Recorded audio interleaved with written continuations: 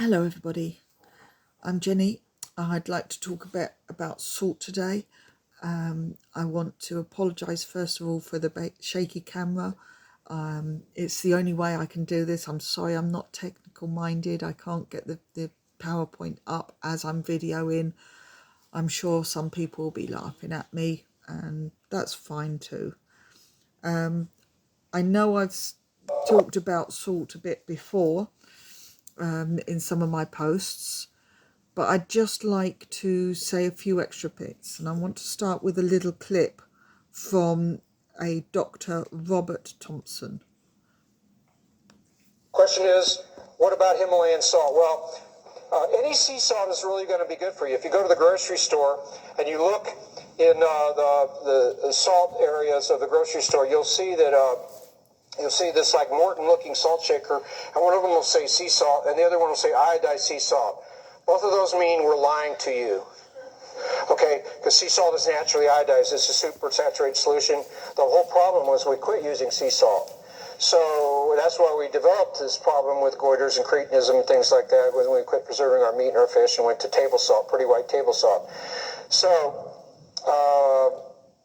the Himalayan salt is iodized. It contains all the minerals. There are some slight variations in concentrations of minerals worldwide among the various sea salts. Dr. Watts, who's responsible for the tissue mineral analysis company that I recommend because they're so reliable, reproducible, he suggests that it's slightly higher in aluminum, but I haven't observed that in my clinical practice. But sea salt is really fun. I don't know if you've experienced it, but if you know you need it, oh my gosh, there's so many different flavors of sea salt, that you can pour on your food, like hickory on your meat and alder on your fish and chicken, and there's Merlot and habanero infused and all these different flavors of sea salt, which are magnificent for cooking. And if you know you need it, you can pour it on. If somebody else in your family doesn't need it, you can put it on after. Okay. But Himalayan is a good salt. I generally recommend Celtic sea salt, but I don't have any loyalty to that company, and I use so many different types that you would be shocked if you were in my house. Go ahead. Okay, I just wanted to show that because so many people are stuck on Celtic salt. And people need to be aware there's more than just one type of salt. Okay. So, I'm not going to go through all the different salts. There's no point. You can research what you want. But I've used a few for the purpose of what I'm doing here today. I want to talk about what salt does to the cells. And I want to talk a little bit, not a lot, just a little bit about the processes the salt goes through and the anti-caking that they put on it. And then hopefully I'll give you my conclusions of what I think. So the types of salt that I've used aren't anywhere near as vast as you can get. There's so many different types, and why not try them? Why not try them? The ones that I've used, I've bought some table salt yesterday for this purposes. I've got Himalayan salt, I've got sea salt, and I've got Celtic salt. And the main thing to know is all of them are natural occurring. Even the table salt came from nature. And all of them have natural minerals at the beginning. And all of those minerals we need.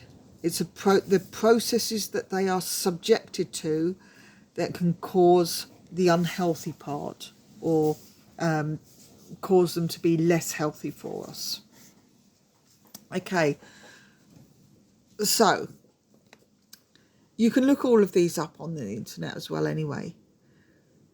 Salt helps us absorb and transport nutrients around our body, so we need that. It helps maintain our blood pressure, all right?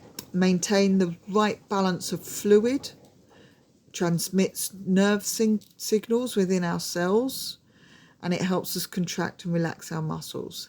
These are all vital. You can look at them yourselves. There's going to be other uses as well.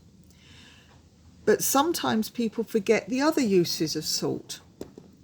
And these are the things that I'm a bit concerned about. It dries meat out, ready for curing. It dries vegetables out, ready for frying and grilling, things like courgettes and eggplants. It stops it spitting. It kills weeds. I'm sure some people still use salt to kill slugs, and it melts ice.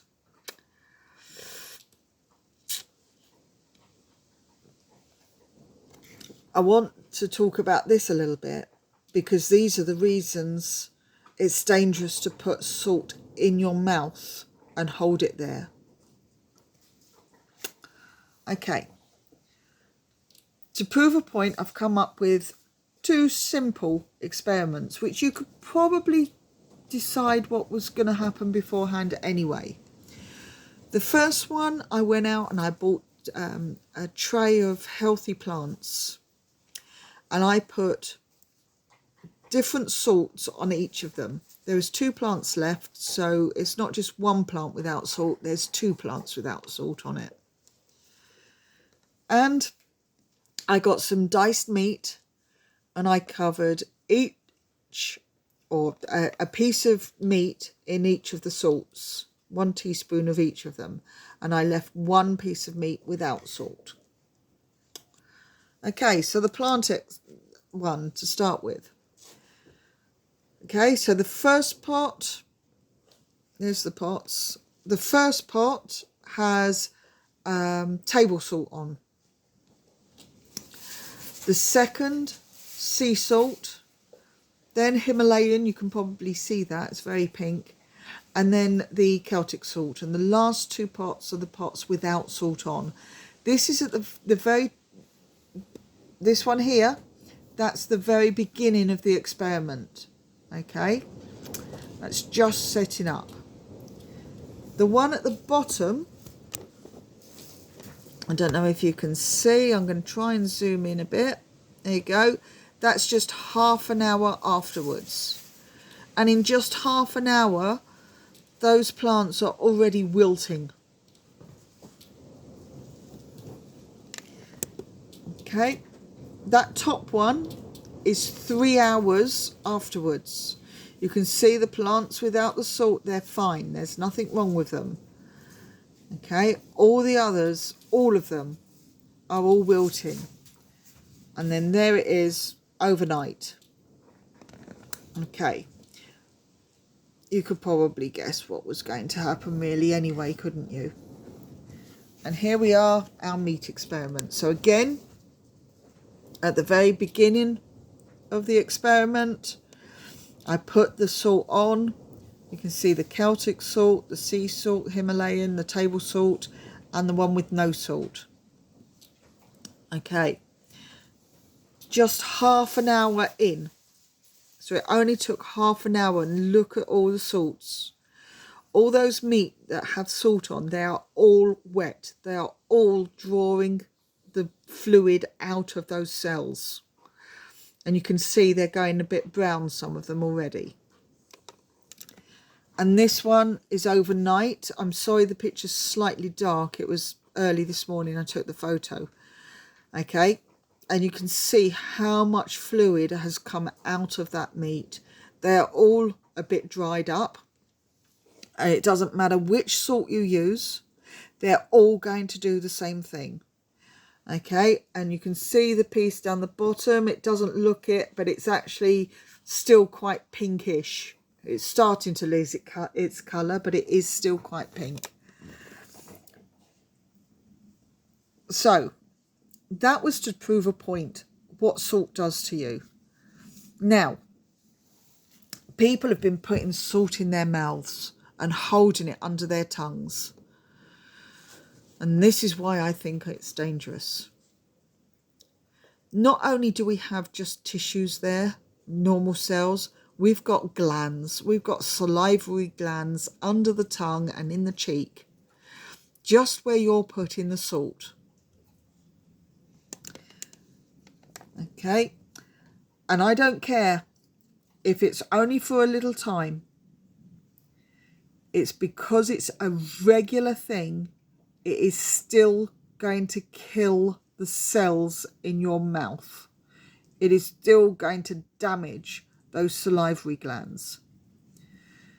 Okay, those salivary glands are important for oral health, digestion, and being able to taste properly.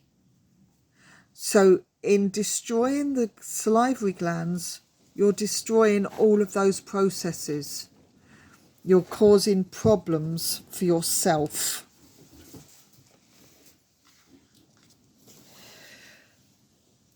Okay, let's just talk a little bit about some of the processes and the caking. I don't want to go into a lot of depth in it. All salt has to go through some sort of process in order for it to be edible and usable. Okay, some is just evaporated from the sea. Some is mined from the rocks, and some is made with a brine. So they mix it all up with a lot of water, and then they evaporate it, and somehow they get a bigger yield from that. So that so far, that's all fine. They've still got the minerals in. The table salt in particular, they purify. Okay, and they take all of the nutrients out of it. So that makes it a bit useless. So what's the point in having it? The other thing that they do, that free-flowing salt that you shake onto your food, they put a caking coat, anti-caking coat on it. Now that anti-caking coat can come from about 15 or so different sources.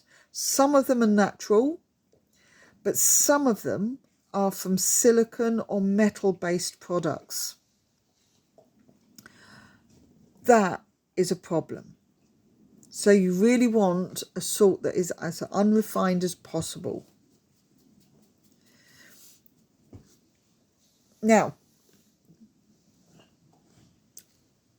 I've got a little slide here up because our friend Barbara O'Neill, that everybody loves, has been very keen to say how much she likes Celtic salt, and she's advertised it, and she's telling people to put salt under your tongue.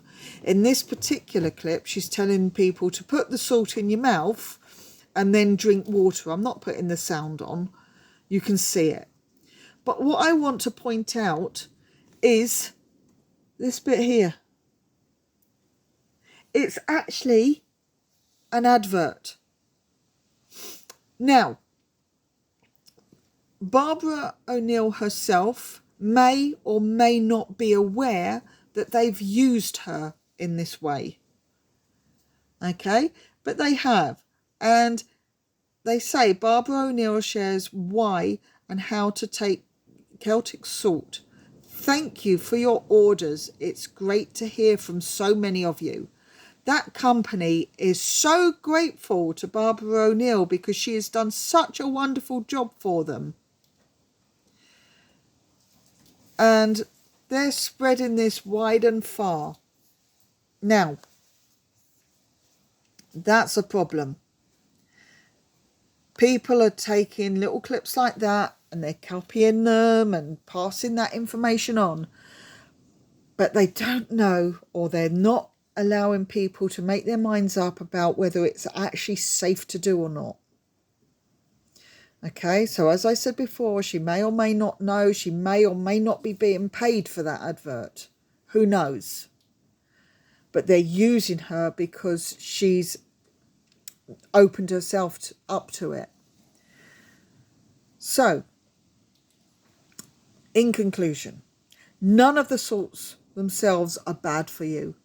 In fact, if anything, you want a variety of them, because if you have a vegetable, you wouldn't get all of your vitamins from one vegetable, would you?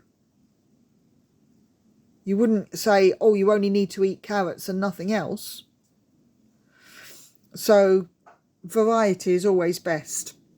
Just like Dr. Thompson said at the beginning. Okay? Make sure that you select a salt that still has its minerals and it hasn't been processed so much that it's lost everything. Please refrain from holding it under your tongue. Please. I mean, it's your choice if you do still. It's hard to break brainwashing.